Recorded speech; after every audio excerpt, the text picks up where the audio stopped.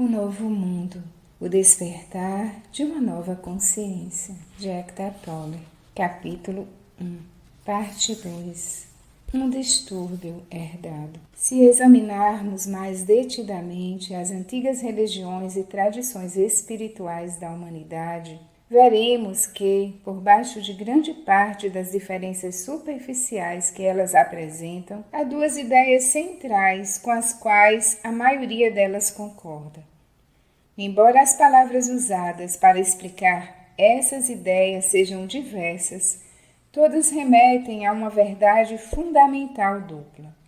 Nesta sessão, abordarei uma de suas faces, a negativa, e na próxima, a positiva. A primeira parte, ou aspecto ruim, dessa verdade é a compreensão de que o estado mental normal de quase todos os seres humanos contém um forte elemento do que podemos chamar de distúrbio ou disfunção, e até mesmo de loucura. Determinados ensinamentos fundamentais do hinduísmo talvez sejam os que mais se aproximem da ideia de que esse desajuste é uma forma de doença mental coletiva. Eles o chamam de Maya, o véu da ilusão. Ramana Maharshi, um dos maiores sábios indianos, afirma sem rodeios: a mente é Maya. O budismo emprega termos diferentes. De acordo com Buda, a mente humana, no seu estado normal, produz dukkha, termo Pali, que pode ser traduzido como sofrimento, insatisfação ou tristeza, entre outros. Para ele, essa é uma característica da condição humana. Não importa aonde vamos nem o que façamos, disse o mestre, encontraremos dukkha. E isso se manifestará em todas as situações, cedo ou tarde. De acordo com os ensinamentos cristãos, o estado coletivo normal da humanidade é de pecado original. A palavra pecado tem sido incompreendida ao longo dos séculos. Traduzida de forma literal do grego antigo, idioma em que o Novo Testamento foi escrito originalmente, ela significa errar o alvo, como na situação de um arqueiro que falha em atingir ponto de mira. Assim, pecar quer dizer errar o sentido da existência humana. Corresponde a viver de maneira desorientada, cega e, portanto, sofrer e causar sofrimento. Uma vez mais, essa palavra despojada da sua bagagem cultural e de sentidos equivocados indica o distúrbio inerente à condição humana. As conquistas da civilização são admiráveis e inegáveis. Criamos obras sublimes de música, literatura, pintura, arquitetura e escultura. Mais recentemente, a ciência e a tecnologia estabeleceram mudanças radicais na maneira como vivemos e nos capacitaram a produzir inventos que teriam sido considerados miraculosos até mesmo 200 anos atrás.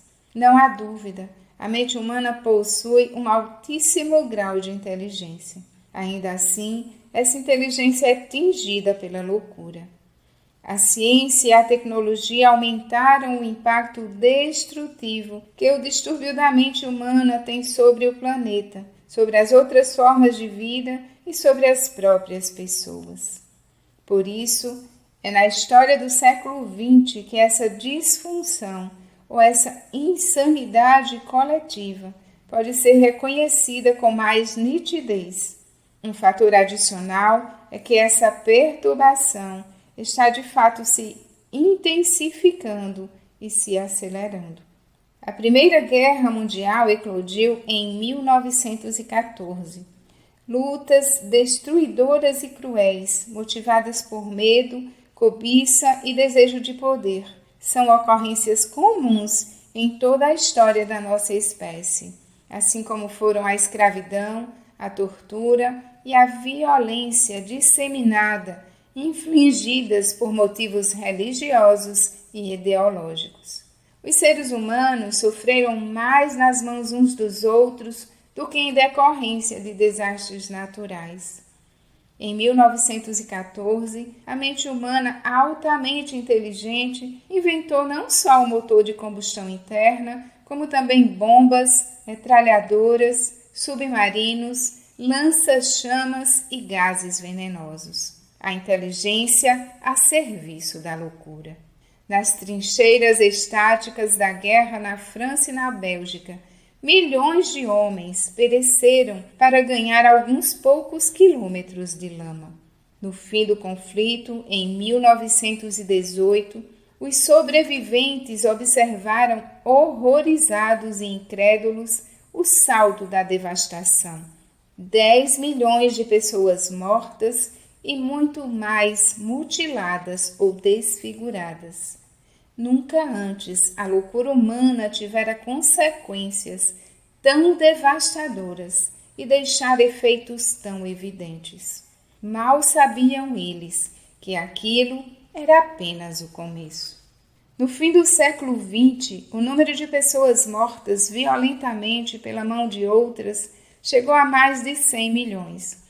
Essas mortes foram causadas não apenas por guerras entre países, mas também pelo extermínio em massa e o genocídio, como a execução de 200 milhões de inimigos de classe, espiões e traidores na União Soviética durante o governo de Stalin, e o Holocausto na Alemanha nazista, que deixou um registro de horrores indescritíveis. Além disso, muitos morreram em incontáveis conflitos mais restritos, como a Guerra Civil Espanhola e o massacre de 25% da população em Camboja durante o regime de Khmer Vermelho. Basta assistirmos ao noticiário para ver que a loucura não arrefeceu. Ela continua no século XXI. Um dos aspectos do distúrbio coletivo da mente humana é a violência sem precedentes que estamos infligindo a outras formas de vida e ao próprio planeta. A destruição de florestas que produzem oxigênio e de outros seres vegetais e animais. Os maus tratos aplicados a animais em propriedades rurais voltadas à produção comercial e o envenenamento de rios e oceanos e do ar. Motivados pela cobiça, ignorantes da nossa interdependência do conjunto como um todo, persistimos num comportamento que, se continuar indiscriminadamente, resultará na nossa própria destruição. As manifestações coletivas de insanidade que se encontram na essência da condição humana constituem a maior parte da história da nossa espécie. E, em grande medida, essa história é de loucura. Se ela fosse o relato do caso clínico de uma única pessoa, o diagnóstico seria ilusões paranoicas crônicas, propensão patológica para cometer assassinato e atos de extrema violência e crueldade contra inimigos imaginários. Sua própria consciência projetada exteriormente. Uma insanidade criminosa com breve intervalos de lucidez. Medo, cobiça e desejo de poder são as forças motivadoras psicológicas que estão por trás não só dos conflitos armados e da violência envolvendo países, tribos, religiões e ideologias, mas também do desentendimento incessante nos relacionamentos pessoais. Elas produzem uma distorção na percepção que temos dos outros e de nós mesmos. Por meio delas, interpretamos erroneamente todas as situações, o que nos leva a adotar uma ação equivocada para nos livrarmos do medo e satisfazermos nossa necessidade interior de alcançar mais. Um poço sem fundo que nunca pode ser preenchido. É importante que você compreenda, porém, que o medo, a cobiça e o desejo de poder não são o distúrbio de que estou falando, embora sejam criados por essa disfunção, que é uma ilusão coletiva profundamente arraigada na mente de todo ser humano. Numerosos ensinamentos espirituais nos dizem para abandonar o medo e o desejo. Mas, em geral, esses métodos espirituais não atingem seu objetivo. Não chegam à verdadeira causa do distúrbio. Medo, cobiça e desejo de poder não são os fatores causais supremos. Tentar ser uma pessoa boa ou melhor parece algo recomendável e evoluído a fazer. Ainda assim, não é um empreendimento que alguém consiga realizar com total sucesso, a não ser que ocorra uma mudança em sua consciência.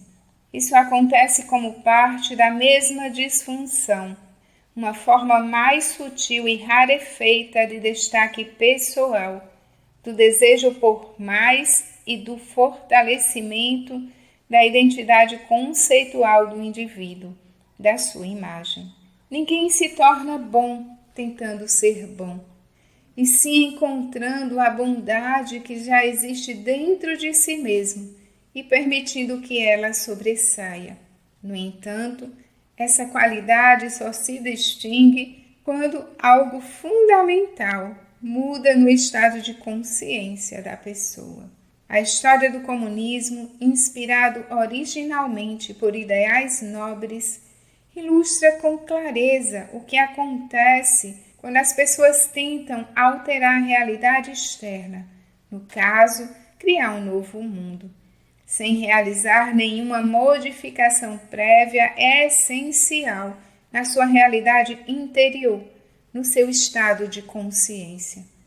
Elas fazem planos sem levar em conta o modelo de distúrbio que todo ser humano traz dentro de si, o ego. A nova consciência emergente. A maioria das religiões e tradições espirituais compartilha a ideia de que nosso estado mental normal é prejudicado por uma imperfeição fundamental, o distúrbio a que me referi. No entanto, além dessa percepção da natureza da condição humana, que podemos chamar de má notícia, há uma segunda percepção, ou a boa notícia, que é a possibilidade de transformação radical da nossa consciência. Nas mensagens hinduístas e em alguns casos também no budismo, essa mudança é chamada de iluminação. Nos ensinamentos de Jesus, de salvação. No budismo, de fim do sofrimento. Outros termos usados para caracterizá-la são libertação e despertar. A maior conquista da humanidade não são as obras de arte nem os inventos da ciência e da tecnologia, mas a identificação do seu próprio distúrbio, da sua própria loucura. No passado distante, alguns indivíduos chegaram a fazer esse conhecimento. É provável que um homem chamado Siddhartha Gautama, que viveu há 2.600 anos na Índia, tenha sido o primeiro a ver essa questão com absoluta clareza. Depois, o título de Buda lhe foi concedido. Buda significa aquele que despertou. Praticamente na mesma época, outro dos mestres despertos da humanidade surgiu na China. Seu nome era Lao Tse. Ele deixou um registro dos seus ensinamentos na forma de um dos livros espirituais mais profundos já escritos, o Tao Te Ching. Reconhecer a própria loucura marca, obviamente, o surgimento da sanidade, o início da cura e da transcendência. Uma nova dimensão da consciência começava então a emergir no planeta, a primeira tentativa de florescimento. Aquelas pessoas raras se dirigiam aos seus contemporâneos falando sobre pecado, sofrimento e ilusão. Diziam: observe seu modo de viver, veja o que você está fazendo, o sofrimento que está causando. Depois, indicavam a possibilidade de despertar do pesadelo coletivo da existência humana normal e mostravam o caminho. O mundo ainda não estava preparado para esses mestres. No entanto, eles foram uma parte crucial e indispensável do despertar humano. Inevitavelmente, na maioria das vezes, não chegaram a ser bem entendidos por seus contemporâneos, nem pelas gerações seguintes. Seus ensinamentos, embora simples e eficazes, acabaram sendo distorcidos e mal interpretados.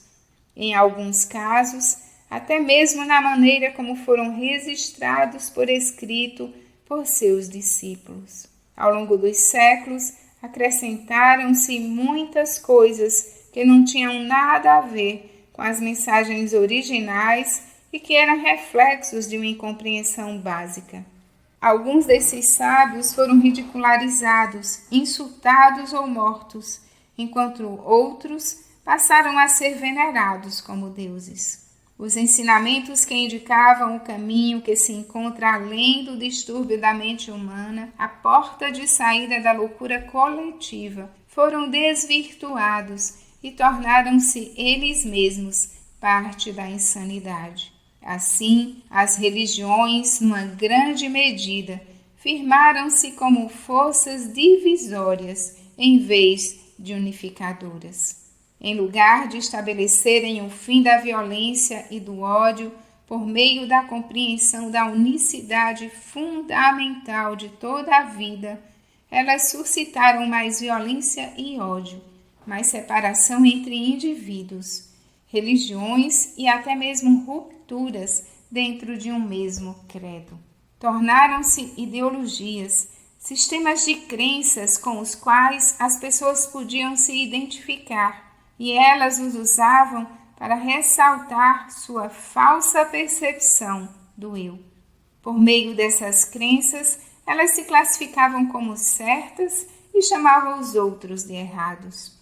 Assim, definiam sua identidade adiante dos inimigos, os outros, os não crentes, os crentes equivocados. E algumas vezes consideravam-se no direito de matá-los. O homem feito Deus na sua própria imagem, o eterno, o infinito, o inominável, foi reduzido a um ídolo mental, no qual as pessoas tinham de acreditar e que devia ser venerado como o meu Deus ou o nosso Deus. E mesmo assim, apesar de todos os desvarios perpetrados em nome das religiões, a verdade que elas indicam não deixa de brilhar em sua essência, ainda que fracamente, através de muitas camadas de distorção e interpretação errônea. É improvável, porém, que alguém seja capaz de percebê-la, a não ser que já tenha tido pelo menos lampejos da verdade dentro de si. Ao longo da história, sempre houve indivíduos raros que vivenciaram uma mudança de consciência e, assim, detectaram em si mesmos aquilo que é apontado por todas as religiões. Para descrever essa verdade não conceitual, eles usaram a estrutura conceitual das suas próprias crenças religiosas. Por meio de alguns desses homens e mulheres, escolas ou movimentos se desenvolveram dentro de todas as religiões importantes e representaram não só uma descoberta, mas, em determinados casos, uma intensificação da luz do ensinamento original. Foi assim que o gnosticismo e o misticismo se estabeleceram nos primórdios do cristianismo e no cristianismo medieval.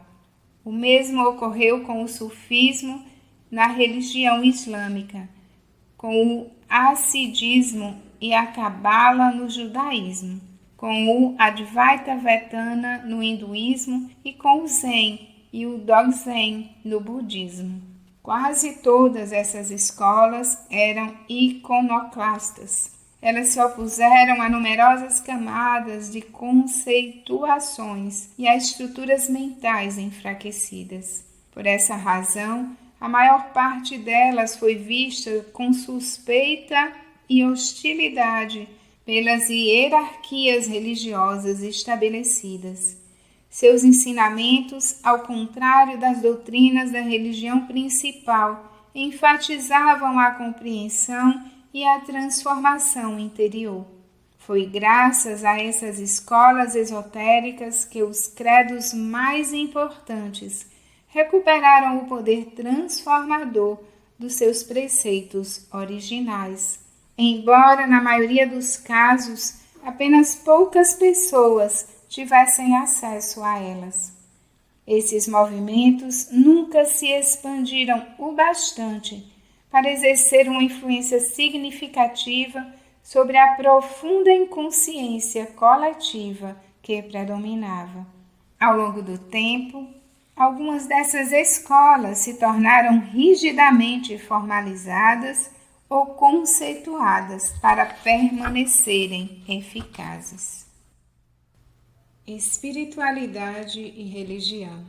Qual é o papel das religiões estabelecidas no surgimento da nova consciência?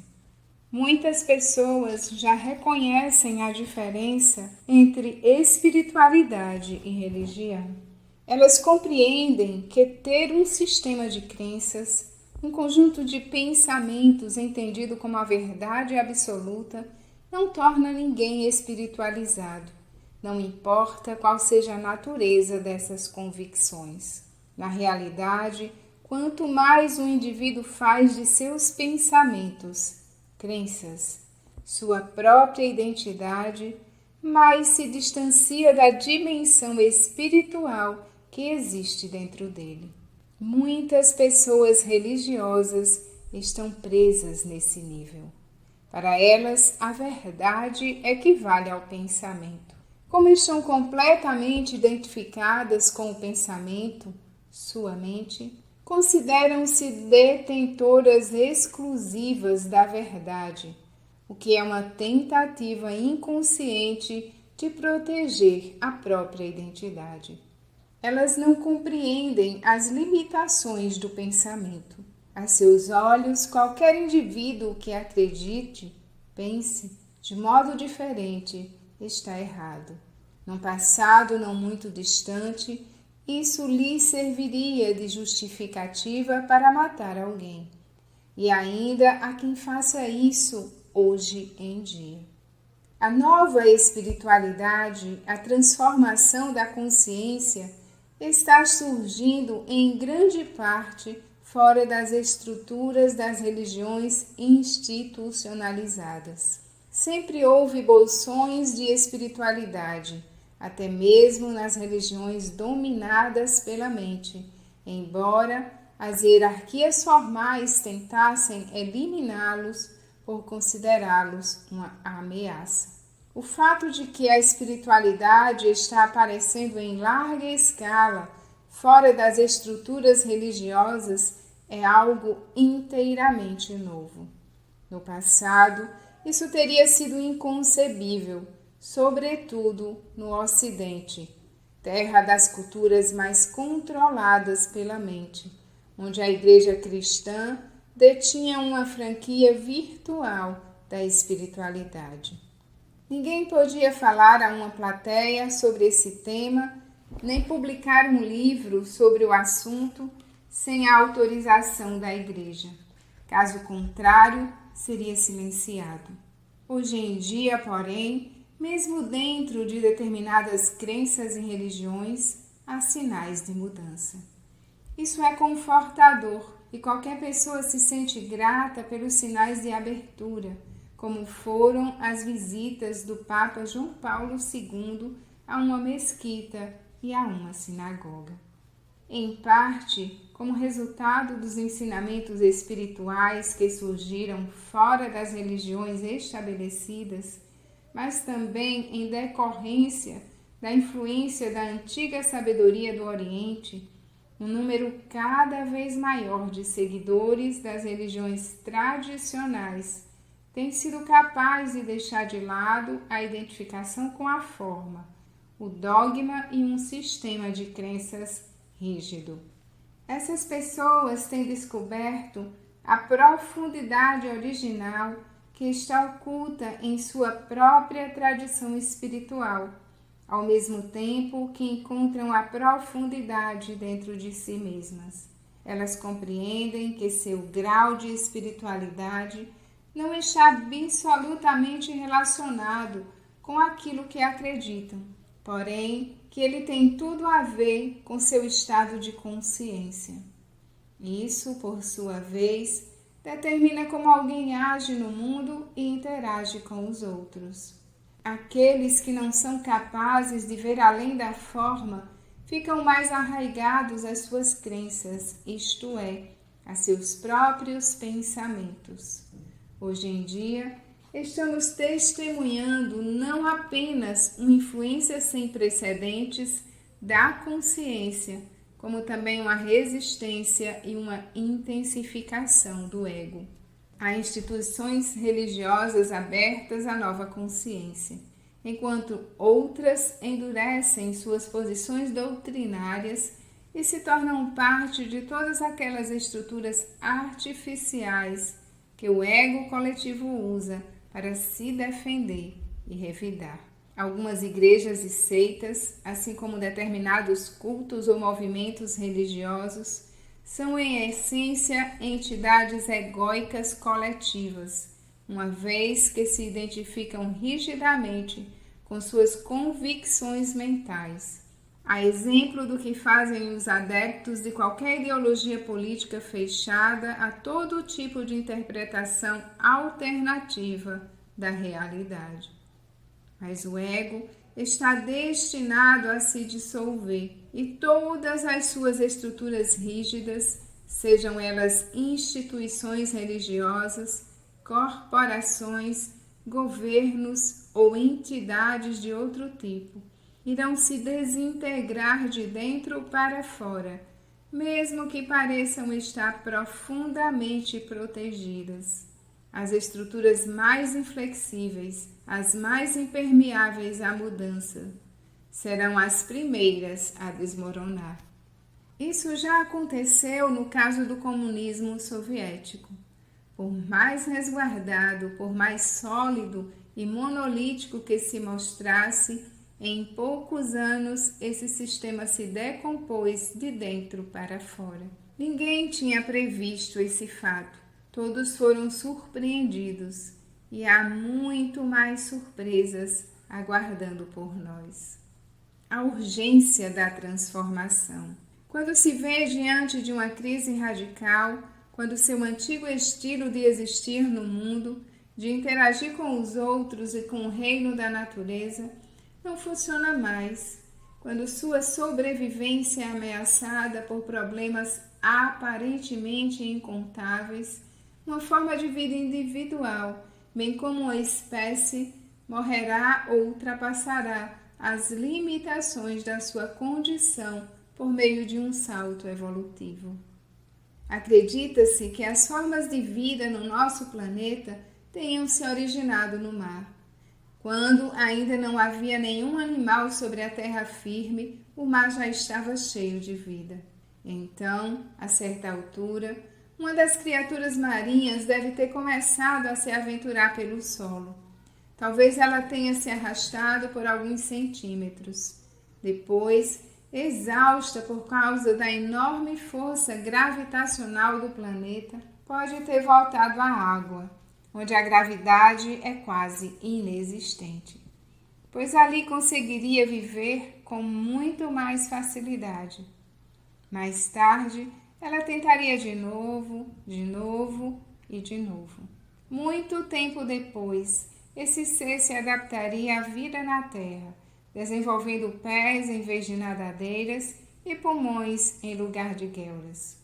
Parece improvável que uma espécie se expusesse a um ambiente tão estranho e sofresse uma transformação evolucionária, a não ser que fosse compelida a fazer isso por uma situação extrema. Talvez uma grande área de mar tenha passado a receber um volume cada vez menor de água do oceano principal, o que, ao longo de milhares de anos, poderia forçar os peixes a deixar seu habitat e evoluir. Responder a uma crise radical que ameace nossa própria sobrevivência, esse é o desafio que se apresenta à humanidade neste momento. O distúrbio da mente humana egóica, identificado há mais de 2.500 anos pela antiga sabedoria dos mestres e agora ampliado pela ciência e a tecnologia, é pela primeira vez algo ameaçador à sobrevivência do planeta. Até pouco tempo atrás, a transformação da consciência humana, também apontada por sábios do passado, era não mais do que uma possibilidade, compreendida por alguns raros indivíduos, independentemente de sua formação cultural e orientação religiosa. Um florescimento disseminado da consciência da nossa espécie não aconteceu porque até então isso não era imperativo. Uma parte significativa da população do planeta logo entenderá, se é que isso já não aconteceu, que nossa espécie está diante de uma escolha radical: evoluir ou morrer. Uma porcentagem ainda relativamente pequena da humanidade, mas que cresce com rapidez, já está vivenciando o rompimento com os antigos padrões egóicos e a emergência de uma nova dimensão de consciência. O que está surgindo agora não é um sistema inédito de crenças, não é uma religião diferente, não é uma ideologia espiritual, nem uma mitologia.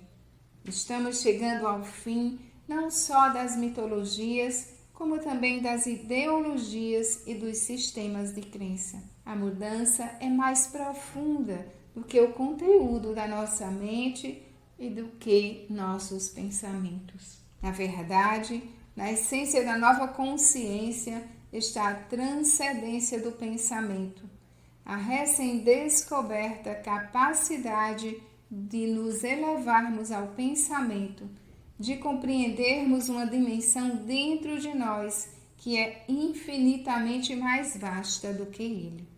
Já não extraímos nossa identidade, o sentimento de quem somos, do fluxo incessante do pensamento, que na antiga consciência considerávamos ser nós mesmos. E para um indivíduo, é uma libertação saber que ele não é aquela voz dentro da cabeça. Quem ele é, então? É aquele que compreende isso. A consciência que é anterior ao pensamento, ao espaço ao que este, ou a emoção, ou a percepção sensorial acontece. O ego não é mais do que isto. Identificação com a forma, o que basicamente corresponde a formas de pensamento. Se o mal tem alguma realidade, e ela é uma realidade relativa e não absoluta.